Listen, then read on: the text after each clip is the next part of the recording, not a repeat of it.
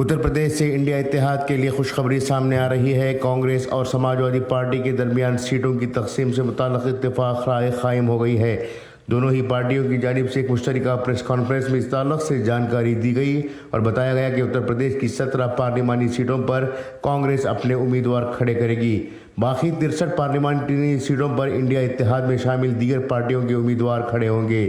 آئندہ لوک سبھا انتخابات کے پیش نظر اس وقت سیاسی سرگرمیاں عروج پر ہیں اور اتر پردیش میں کانگریس سماجوادی پارٹی کے درمیان سیٹوں کی تقسیم نہیں ہونے سے طرح کی افواہیں پھیل رہی تھی، لیکن بدھ کے روز دونوں پارٹیوں نے مشترکہ پریس کانفرنس کر باضابطہ اعلان کیا کہ وہ مل کر بی جے پی کا مقابلہ کریں گے اور ملک کو ایک اچھی حکومت دیں گے۔ پریس کانفرنس کے دوران اتر پردیش کانگریس انچارج اویناش پانڈے نے کہا کہ انڈیا اتحاد کے تحت پورے ملک میں جمہوریت کو بچانے کے لیے اور آئین کا وقار محفوظ رکھنے کے لیے ملک کی سبھی ذمہ دار پارٹیوں نے جو طے کیا تھا، اسی کے اگلے قدم کی شکل میں سماجوادی پارٹی اور کانگریس نے یو پی میں سیٹوں کی تقسیم کا عمل انجام دیا ہے۔ یہاں کی 80 لوک سبھا سیٹوں سے متعلق کسی فیصلے پر پہنچنے کے لیے دونوں پارٹیوں کے صدور کی ہدایت کے مطابق ایک کمیٹی قائم کی گئی تھی۔ اس کمیٹی نے یقینی بنایا کہ بی جے پی کا مقابلہ پوری طاقت کے ساتھ کیا جا سکے۔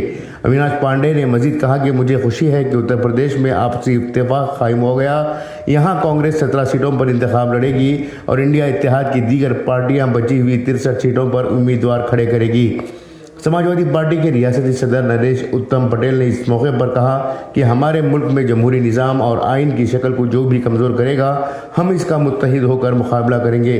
انہوں نے مزید کہا کہ لوک سبھا انتخابات میں کم وقت ہے، ایسے میں کانگریس اور سماجوادی پارٹی نے مل کر اتحاد کا راستہ ہموار کیا اور اس کے ذریعے ملک میں بڑھتی ہوئی مہنگائی، بدعنوانی اور بے روزگاری کے ساتھ ساتھ بدعنوان طاقتوں سے مقابلہ کیا جائے گا۔ نریش اتم پٹیل نے یہ بھی جانکاری دی ہے کہ مدھیہ پردیش میں سماجوادی پارٹی کھجوراہو پارلیمانی سیٹ سے اپنا امیدوار کھڑا کرے گی اور ریاست میں باقی پارلیمانی سیٹوں پر کانگریس امیدوار کی حمایت کرے گی۔